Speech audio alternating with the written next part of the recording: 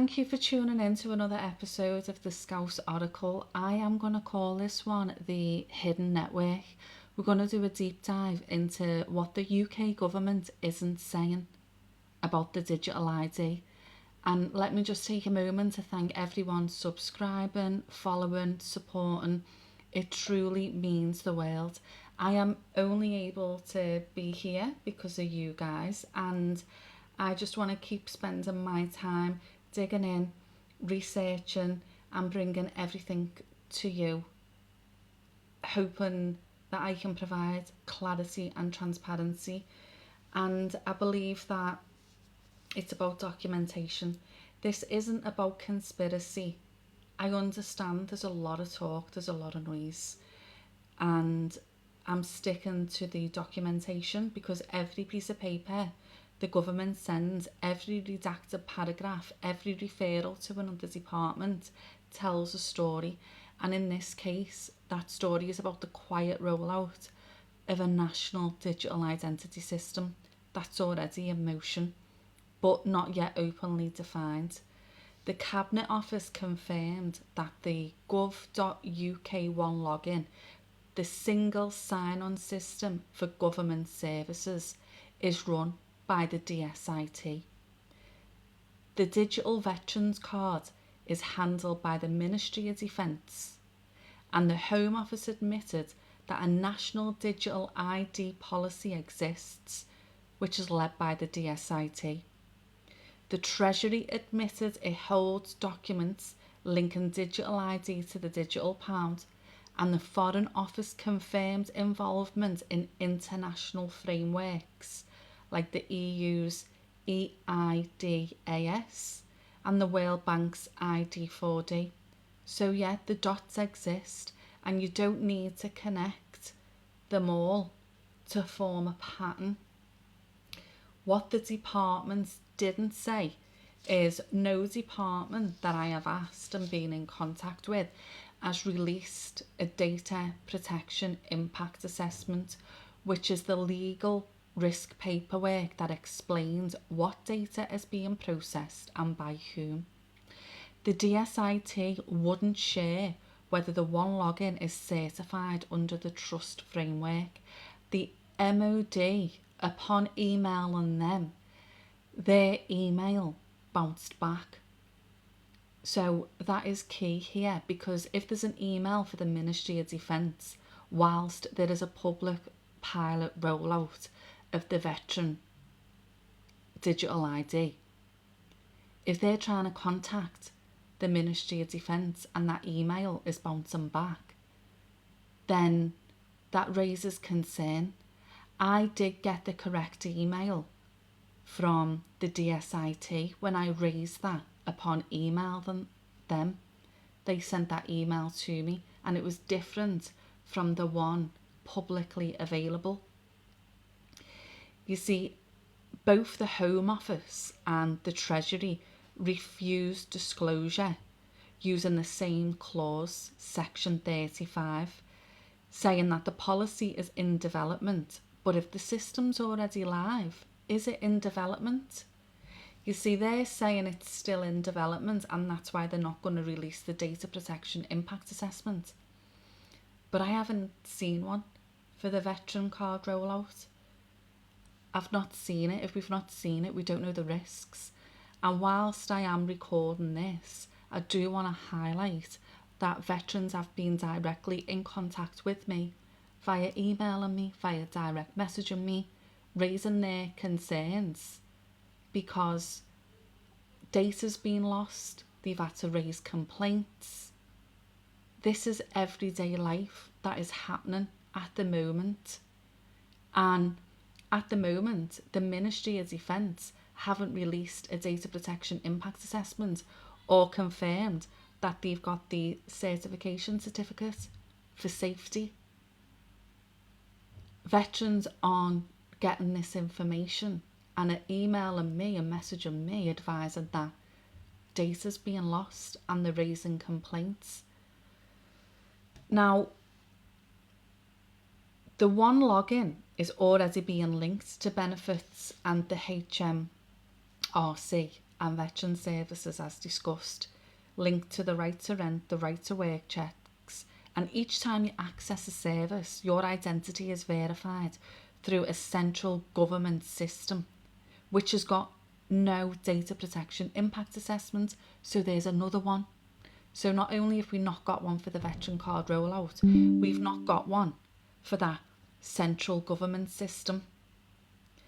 And so veterans are effectively the test group, and the government is using national ID architecture without the transparency. That's the digital equivalent of building a motorway before publishing the safety report. The DSIT is pushing the one login, the Treasury is exploring a digital pound, the Home Office is drafting a national digital ID policy, the FCDO, the Foreign Office, is aligning internationally. See, we've got different departments, a same infrastructure, forming a national digital spine that could connect identity, eligibility and payments under one architecture, but not one department is taking responsibility for the data. Do you see what's happening here? They're all pushing responsibility, and they don't call it a digital ID, they call it modernising access. They don't say centralised database, they say secure gateway. They don't say surveillance, they say putting people in control.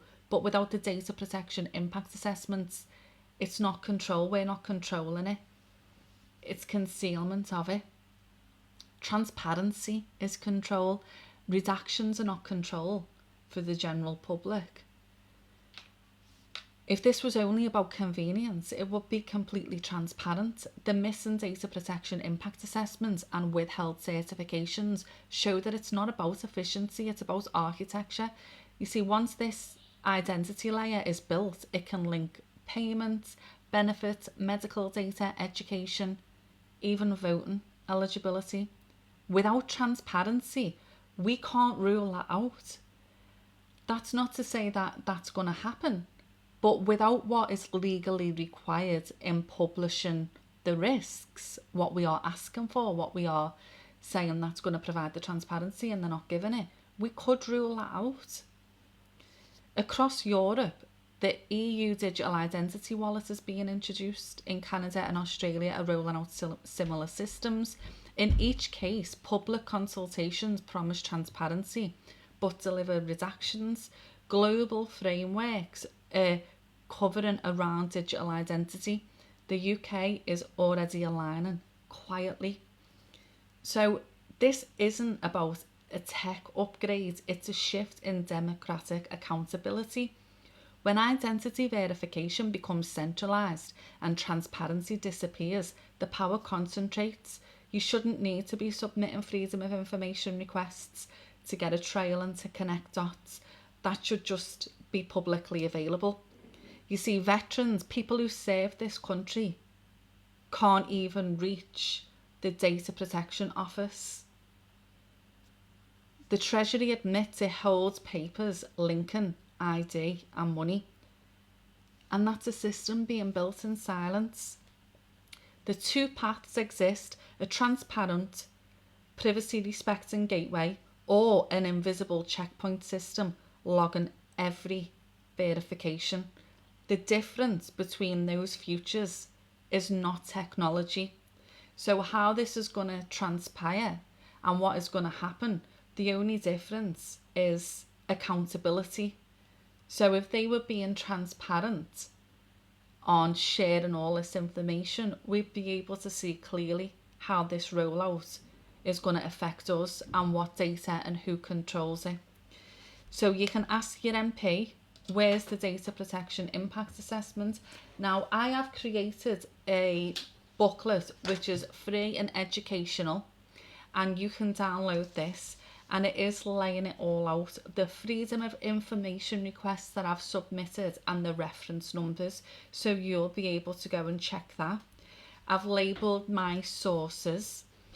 The thing in which I would suggest to you is to just stay very up to date with what is happening and where the gaps are, because within the gaps, we're able to push for more transparency.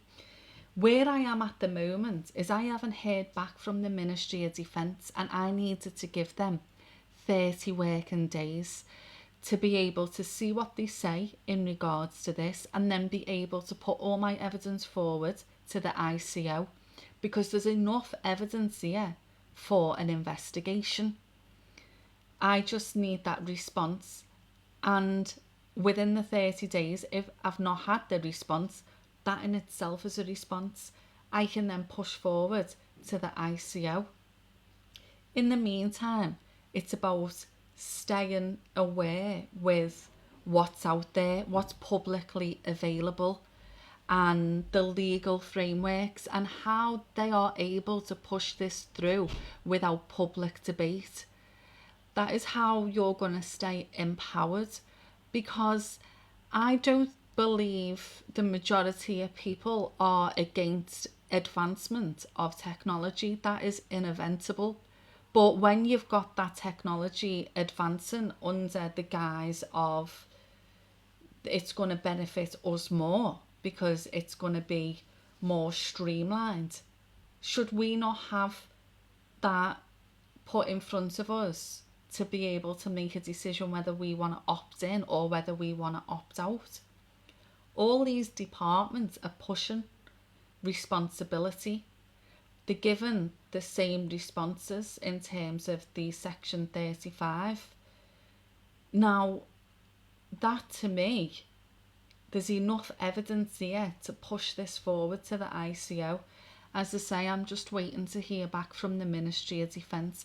I will always keep you updated on my findings. I will always give you references as to where I've found the information.